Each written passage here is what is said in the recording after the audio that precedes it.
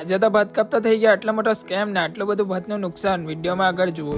आइए देखते हैं मजा आएगा। Good morning, Har Har Mahadev. તો સ્વાગત છે તમારું મારા આજના નામની વ્લોગમાં. આજે તો સવારમાં નીકળી ગયા ખેતરે જવા માટે ને આ છે અમારું પહેલું ખેતર ને જેટલું ભાત પડી ગયેલું તો તે કાપી નાખેલું છે ને આ ઉભેલું છે તે રહેવા દીધેલું છે. ને પછી આ જોઈને મેં નીકળી ગયેલો તો બીજા ખેતરે જવા માટે ને આ છે અમારું બીજું ખેતર ને અત્યારે મમ્મી લોકો લાગી ગયેલા છે ભાત કાપવા માટે. ને પછી બીજી બાજુ આવીને જોયું તો અમારું ભાત પડી જ ગયેલું છે, પણ બાજુના ખેતરમાં તો એટલું બધું નુકસાન થયેલું છે કે હજુ બી ખેતરમાં પાણી ભરાયેલું જ છે. એટલે પછી મેં પણ લાગી ગયેલો તો મમ્મી લોકો સાથે ફટાફટ ભાત કાપવા માટે ને ભાત કાપતા જતા એટલે તો વરસાદ આવવાનું વાતાવરણ પાછું થઈ ગયું એટલે અમે ભાત કાપવાનું છોડીને પહેલા ખેતરે પાછા નીકળી ગયેલા હતા જવા માટે. અહીંયા આવીને જે ભાત કાપીને સુકાવા માટે લખેલું તો તે સુકાઈ ગયેલું એટલે તેને ફટાફટ બાંધવા લાગી ગયા. ને મેં ઘરે આવીને જે બાર ભાત સુકાવા લખેલું તો તેને ફટાફટ ઓટલા પર લાવી નાખ્યું. ને પછી પાછા ખેતરે આવીને જે ભાત ઉભેલું કાપવાનું બાકી હતું તે ફટાફટ કાપી નાખ્યું. ને પછી જમવાનો ટાઈમ થઈ ગયેલો હતો એટલે મેં નીકળી ગયેલા હતા ઘરે જવા માટે. ને પછી જમીને મેં નીકળી ગયેલા હતા ભાઈબંધને ઘરે જવા માટે. ને અહીંયા આવીને જોયું તો આ લોકો તો બધા લાગેલા છે અહીંયા ફ્રી ફાયર રમવા માટે. પછી ભાઈબંધ સાથે અમે લોકો નીકળી ગયેલા હતા ઓઇલ લેવા માટે, કારણ કે આપણી ગાડીમાં ઓઇલ પતી ગયેલું છે. ને પછી ઓઇલ લાવીને ગાડીમાં નાખી દીધું. ને ચાલો હવે મળીએ આપણે એક નવા બ્લોગમાં. Thank you.